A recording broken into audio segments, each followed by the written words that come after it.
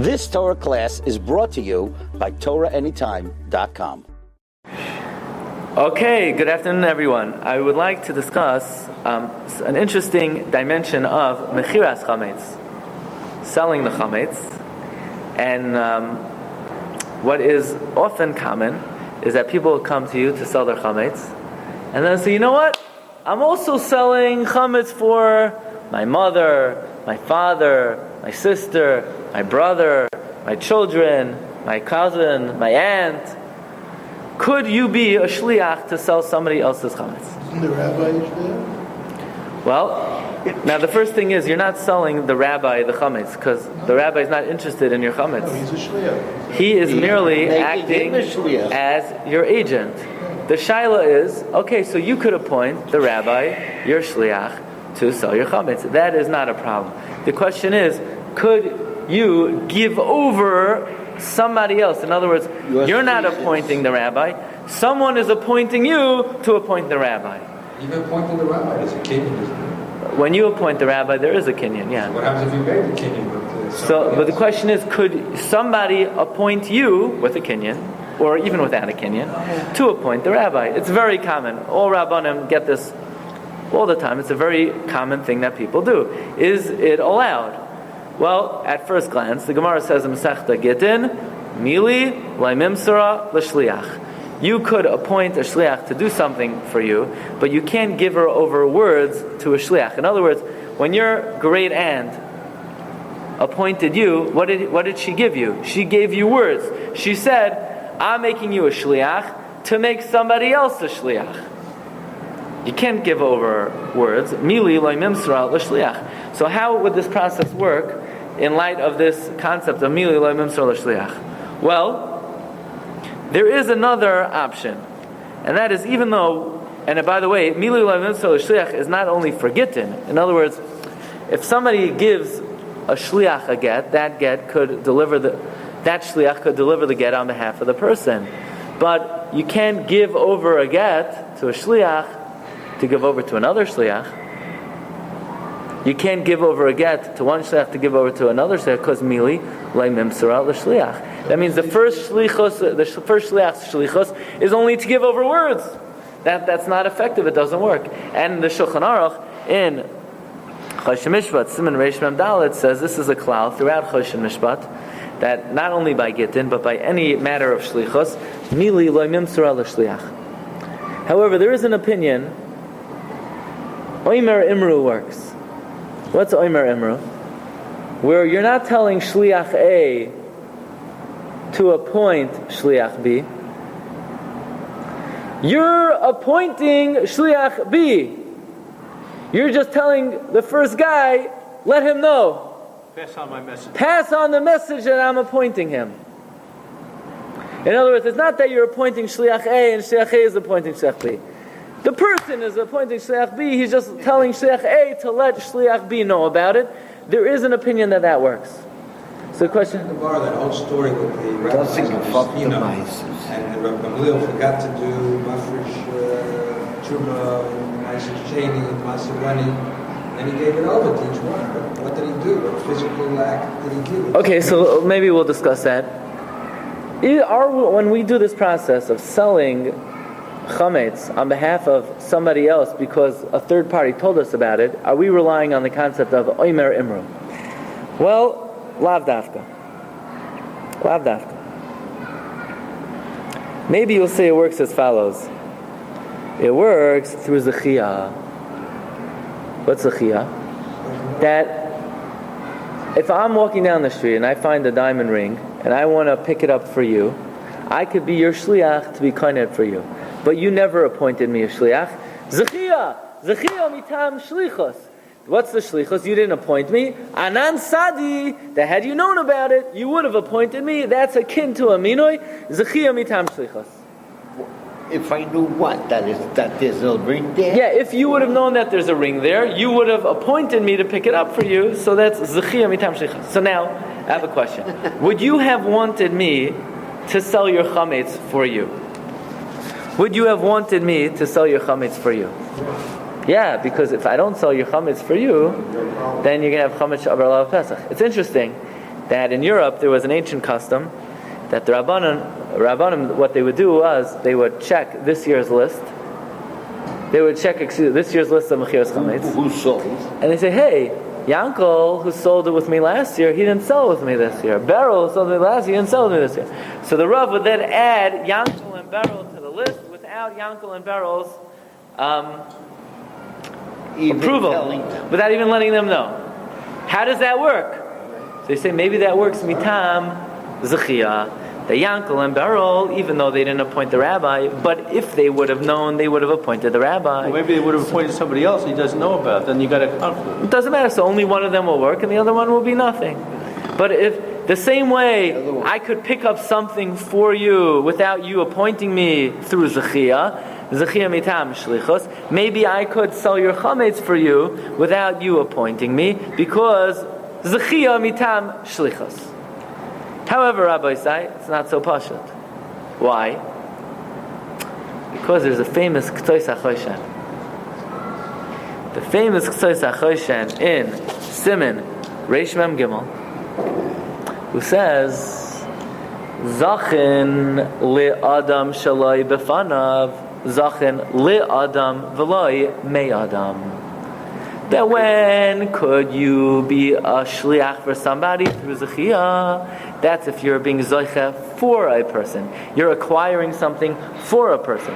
But now you want to do Zechia to take away from a person. You want to do a business transaction on behalf of a person without their consent?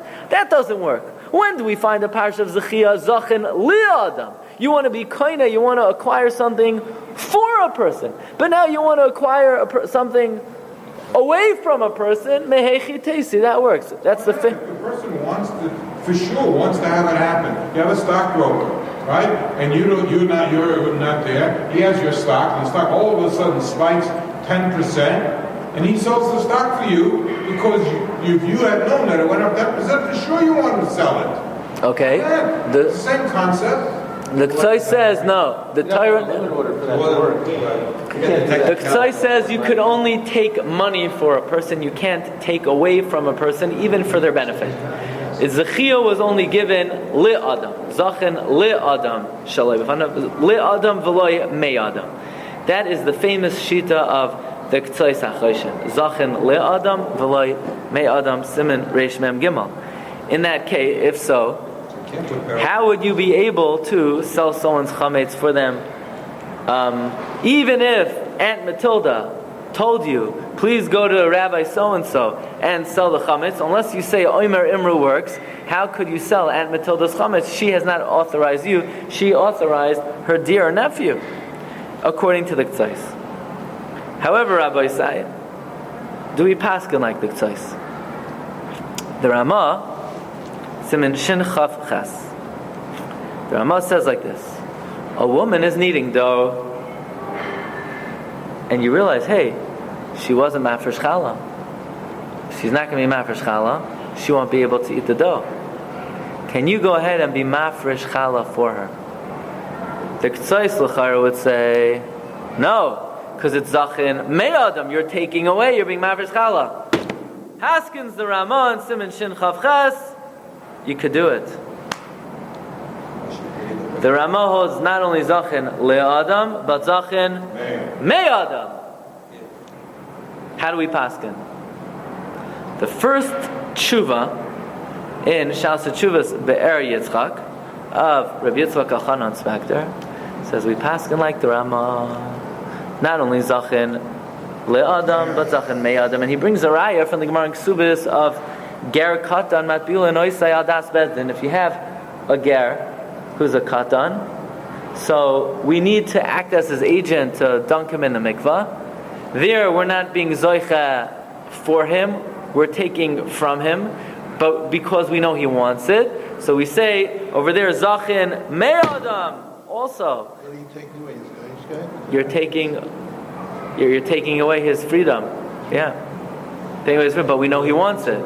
It's anan sadi that he wants it, but you're taking lamaisa goy behefkera nichalei. So you're taking away. Yet we paskin ger katan matbilan oisay adas bezin. So we see from here what zachin not only le'adam, but even Also me'adam. Even me'adam.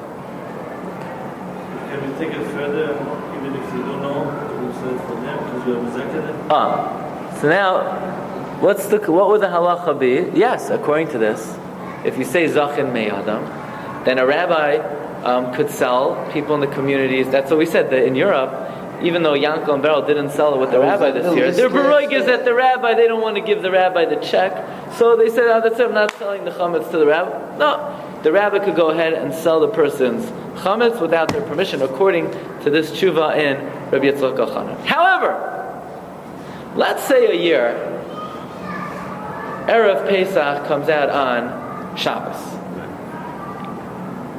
Erev Pesach comes out on Shabbos. When do you do beer chametz? Beer chametz Friday morning, right? Beer, you burn it Friday morning. You do bedika Thursday night. You do beer Friday morning.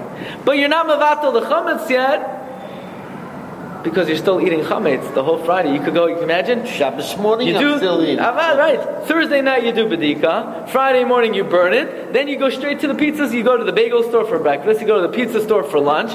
Right? Before you eat the cholent Friday afternoon. Friday night you have challah. Shabbos morning you have challah. And you do the bittul Shabbos morning. Right? You know, you wake up early and you have the first suda. You wait a half hour, then you wash. And then don't forget to do the bittul. Right? It's very easy to forget that year, because you're doing the bittul not when you're doing the bir chametz. You're doing the bittul Shabbos, and you have nothing to burn then. You can't burn on Shabbos. So what if a person forgets the bittul? I have a great idea. The rabbi will be mavatel everyone's chametz without their knowledge, because Rabbi Yitzchak Elchanan paskins not only zachin le'adam, but zachin me'adam. So could a rabbi be mavatel everybody's chametz? Rabbi Yitzchak Elchanan says no. He says, Bishlam, when it comes to selling, maybe the person will not have an opportunity to do it themselves, and therefore the rabbi could do it for them.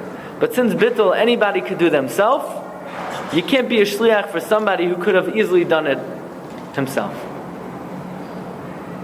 Rabbi Yitzchak Elchanan does not go that far. In other words, zachin me'adam, but only legabe mechira, but not legabe bittul. So, Rabbi, with Erev Tavshilin, if you've got to make an Erev Tavshilin, the Rav makes for the whole community, right? In that case, is it okay? It's, by the way, it's not so pashut it works.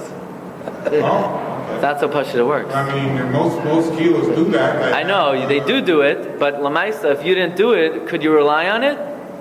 Not clear. But in the case of the bittul chametz on Shabbos, if the person already sold you the chametz, also, by the case of Erev Tavshilin, you're not taking anything away from anybody. It's your own egg and right? So there's no zachin le'adam. That's only zachin le'adam. And you eat it. In the case of bittul chametz, if the person already sold the mashmos of his chametz to you, and what's left is just a small amount left, how can you argue that person doesn't want to have you be mavatel his chametz? No, he does. But the question is whether you could use the chia May Adam, even in such a case, Rabbi Yitzchak Elchanan says no. So it's such a small because it's something that you could have easily done yourself.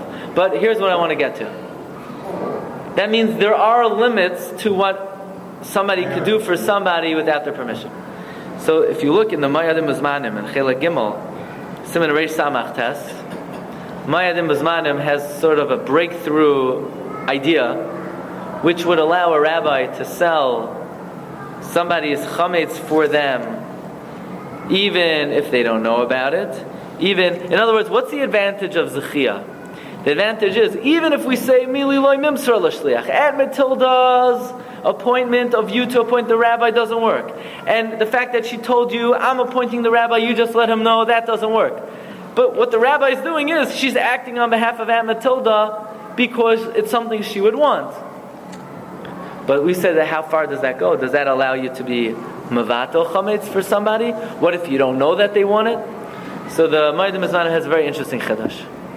And that is, anytime somebody is in a position of leadership, they could declare everybody's money ownerless. And the process is hefker, bezdin, hefker. Now usually when the Rabbanim sell the chametz, there's more than one Rav there. Even if there's only one, maybe he's a baki, and even if he's not, you have 3 rabbanim. Now I don't know how comfortable that will make people feel if they know that their Rav has full ownership of all of their assets to declare it ownerless at will. But Rav Sternbach, the Ma'adim Zvanim, says that is how Mechiras Chametz may work for a Rav who sells people's Chametz without their permission. It's not just Mili Mimsar L'Shliach, it's not just Omer Imru, it's not just Zechia, it's Hefker Bendin Hefker. The rabbi says, I declare all of your possessions ownerless. As a third party, Yeah.